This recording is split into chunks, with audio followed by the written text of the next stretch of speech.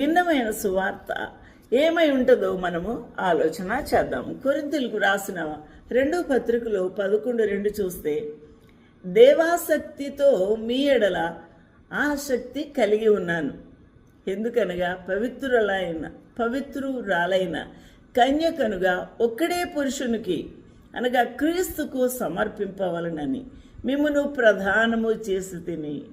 పౌలు భక్తుడు ఎంతగా అద్భుతమైన ఈ యొక్క ఉదాహరణ చెప్తూ ఉన్నాడు.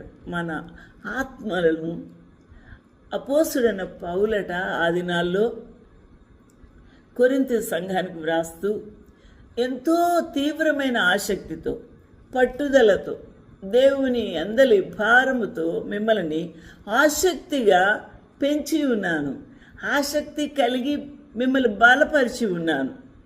బలపరిచి మిమ్మల్ని ఒక కన్యకగా మిమ్మల్ని శుద్ధి చేసి ప్రభు అయిన రక్తము ద్వారా పవిత్రపరిచి, ప్రత్యేకపరిచి, బలవంతులుగా చేసి చక్కని ఒక కన్యకగా సిద్ధపరిచి ఉన్నాను.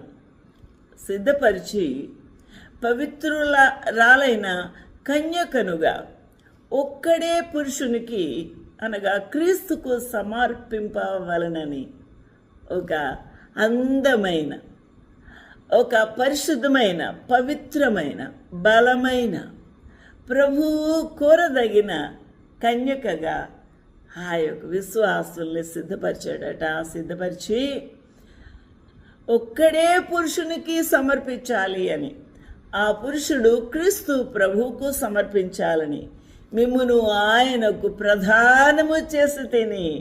హల్లెలూయా. ప్రధానము చేయబడిన ఈ కన్యక ఏం చేయాలి? ఎదురు చూడాలి, పవిత్రత దాచుకోవాలి, పరిశుద్ధత దాచుకోవాలి.